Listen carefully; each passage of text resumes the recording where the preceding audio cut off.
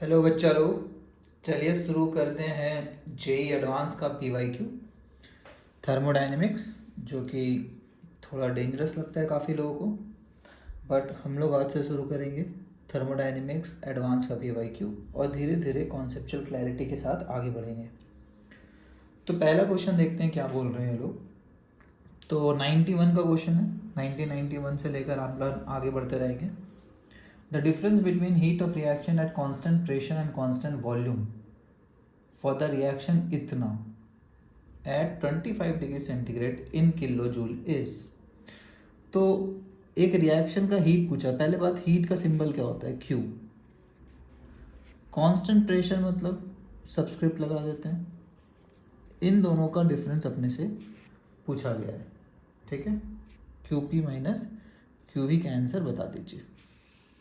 Clear question. अब point ये है कि QP और QV का आपको इंटरप्रिटेशन आना चाहिए। इंटरप्रिटेशन बोले तो अपने को फर्स्ट लॉ पता है, डेल्टा यू, उसमें Q होता था प्लस वर्क डन। और वर्क डन को क्या लिखते हैं अपन केमिस्ट्री में?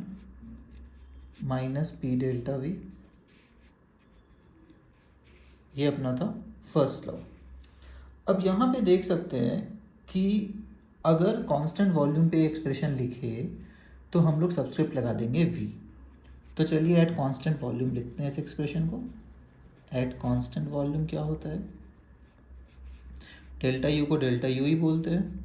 q को नया सबस्क्रिप्ट दे देंगे qv।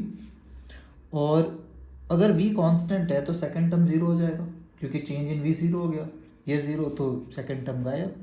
मतलब delta U equal to Q V होता है। अगर किसी को हीट एट कांस्टेंट वॉल्यूम निकालना हो तो आप डेल्टा यू निकाल लीजिए।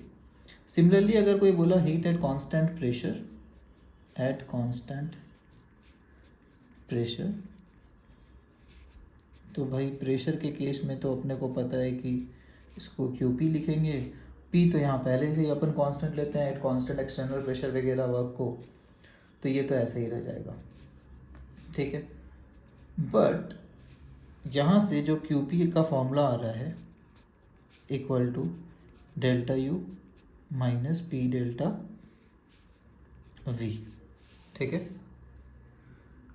पी डेल्टा वी आ गया। अब बात ये उठता है कि QP माइनस QV निकालना है अपने को, ठीक है। दिख रहा है QP माइनस QV। तो यहाँ से भी निकाल सकते हैं डायरेक्ट, और किसी को मन कर रहा है तो इसको डेल्टा एच भी बोलते हैं। याद होगा यहाँ पे प्लस साइन आएगा, ठीक है। ये इधर जाके इसी को डेल्टा एच भी बोलते हैं। तो एक्चुअली ये फॉर्मूला, ये बहुत फेमस क्वेश्चन है, और इसका मतलब एक्चुअली क्या होता है कि delta H minus delta U निकालिए, ठीक है। यहाँ पे भी आप देख सकते हैं कि पुटिंग दिस इन वन, तो QP माइनस सो हमारा QP माइनस QV क्या हो जाएगा? Let's see. So QP minus QV equal to क्या हो रहा है? QP अपना हो गया delta U plus P delta V, minus QV हो गया डेल्टा यू, ये तो गया। तो ये आता था पी डेल्टा वी, ठीक है। बार बार इसको नहीं डिराइव करेंगे, एक बार कर दे रहे हैं। Delta H minus delta U जब जब पूछा तो मतलब अपने को क्या निकालना है? अपने को निकालना है delta n g R T, ठीक है। क्लियर दिख रहा है? तो क्योंकि ये क्या होता है, delta H minus delta U क्या होता है? पी डेल्टा वी, है ना। तो ये अपना हो गया delta n g R T. तो बेसिकली कभी भी पूछा heat at constant pressure minus heat at constant volume, तो अपने को निकालना है। अगर रिएक्शन दिया हुआ है तो ये सबसे आसान तरीके से रिएक्शन से ऐसे निकलता है। Change in volume change in mole से रिप्रेजेंट हो सकता है, अगर गैसियस रिएक्टेंट मॉलिक्यूल्स या प्रोडक्ट मॉलिक्यूल अगर रिएक्शन में है तो। दिख रहा है? तो डेल्टा एन जी क्या होता है? Total moles of product minus reactant. यहाँ पे गैस पहचानना है, ये गैस है, इसको नहीं लेंगे, ये लिक्विड है।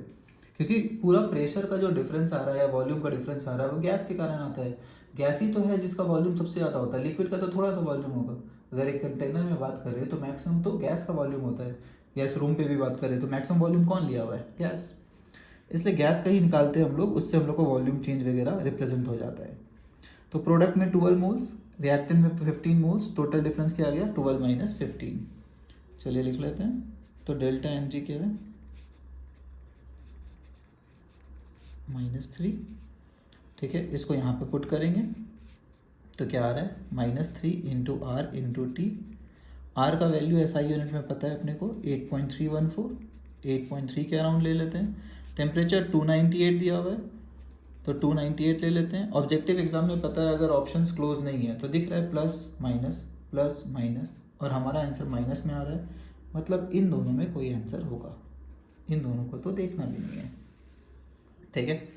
तो इसको 300 ले ले तो -3, 8.3 इंटू 300, 3 3 9, 9 में 8.3 मल्टीप्लाई करेंगे, 9 3 27, हाथ में 2, 8 9 72 और 2 74, एक पॉइंट होगा और ये 100 है। ये हुआ जूल में आंसर। किलो जूल में निकालना है तो डिवाइडेड बाय 1000 है ना, तो 74.7 इंटू 100 डिवाइडेड बाय 1000, ये गया और यहाँ पे दिख रहा है कि एक और पॉइंट शिफ्ट हो जाएगा तो 7.47 किलो जूल में अराउंड आ रहा है। तो 3 के मैग्नीट्यूड में और दूसरा आंसर क्या है 7 के मैग्नीट्यूड में, तो किसको आंसर बोलेंगे 7 का मैग्नीट्यूड वाला आंसर बोलेंगे और आगे बढ़ जाएंगे, ठीक है। तो अगली बार कभी भी पूछा, बहुत ही फेमस क्वेश्चन है ये, heat of reaction at constant pressure minus constant volume. Reaction दिया हुआ है तो डायरेक्ट करेंगे delta n g R T. Okay, I hope समझ आया होगा। चलिए बाय एवरीबॉडी।